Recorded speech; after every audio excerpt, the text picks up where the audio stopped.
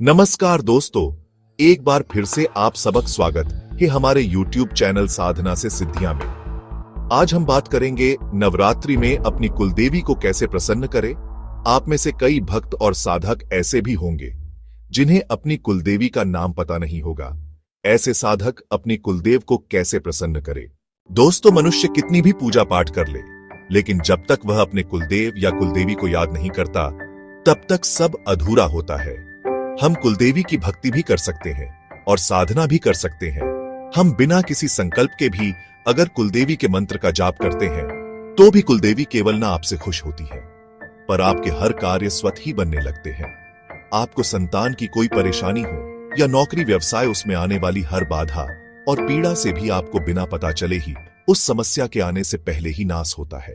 अगर आप नवरात्रि में कुलदेवी साधना करते हैं तो इसका विशेष कृपा प्राप्त होती है।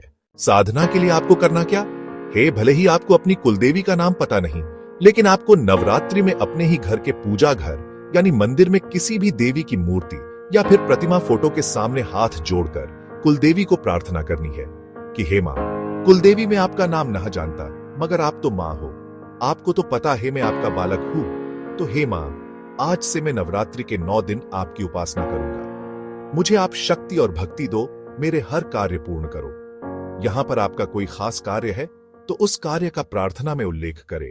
उसके बाद देवी के सामने घी का दीपक प्रज्वलित करें, धूप करे, देवी को तिलक करे, नैवेद्य अर्पण करे। खासकर नैवेद्य में मीठी चीजें, वो भी घर में बनी ही भोग लगाए। अगर आप महाप्रसाद दूध में बनाकर भोग लगाते हैं तो सबसे उत्तम है। नवरात्रि में हर रोज रात को और सुबह सूर्योदय से पहले स्नान करके AUM ह्रीं क्लीं कुलदेवीये नमः या फिर सिर्फ कुलदेवीये नमः मंत्र की कम से कम 11 माला सुबह और शाम को करनी है। नवरात्रि में हर रोज रात को और सुबह सूर्योदय से पहले स्नान करके AUM ह्रीं क्लीं कुलदेवीये नमः या फिर सिर्फ कुलदेवीये नमः मंत्र की कम से कम 11 माला सुबह और शाम को करनी है। इन्हें कम से कम 11 माला सुबह और शाम जपें। नवरात्रि में आपको अखंड ज्योत रखनी है। धूप पूरा दिन न रख सको तो माला के समय जरूर रखना है। शुद्धता और पवित्रता का पूरा ध्यान रखना है और रात को सोने से पहले कुलदेवी से स्वप्न में दर्शन देने की प्रार्थना करनी है। दोस्तों, आप देखना, इतना आपने कर लिया।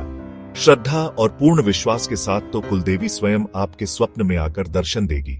दोस्तों, अगर आप कुलदेवी साधना के बारे में और उसके फायदे क्या है ये विस्तार से जानना चाहते हैं तो हमें जरूर कमेंट करें। हमारे चैनल साधना से सिद्धियां को लाइक करें, शेयर करें और सब्सक्राइब करें।